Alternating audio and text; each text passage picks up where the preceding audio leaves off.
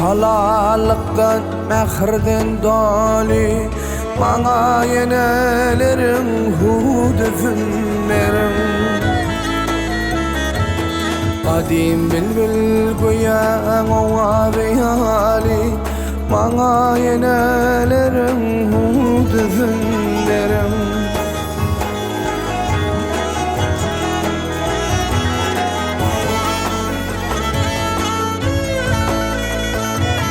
Yatma diyen uzak gece yatmayın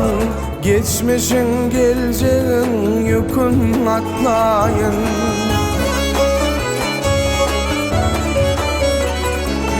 50 yaşta çağanım yatlayın Bana yenelerim hudüfün berin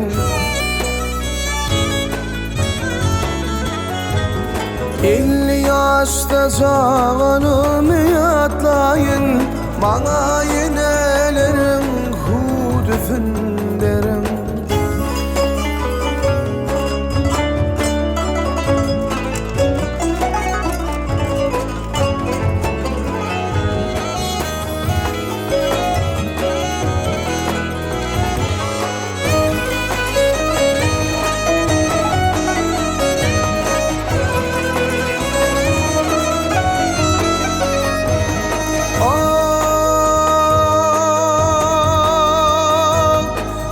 Çakvın uçan akkular yani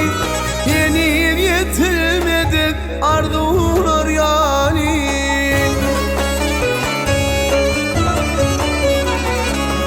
Böyle atan gönlüm bırtular yani Bana yenelerim hudüfün berin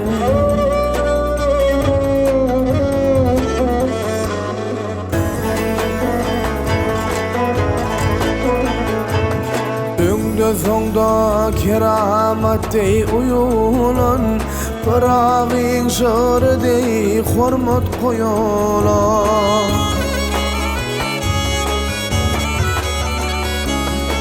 Fuyal fi cefunu koyulan Bana yenelerim hudüfün berin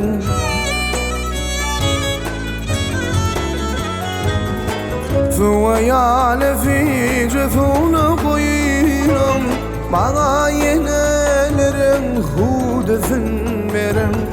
Bana kevelerim hudüfün berin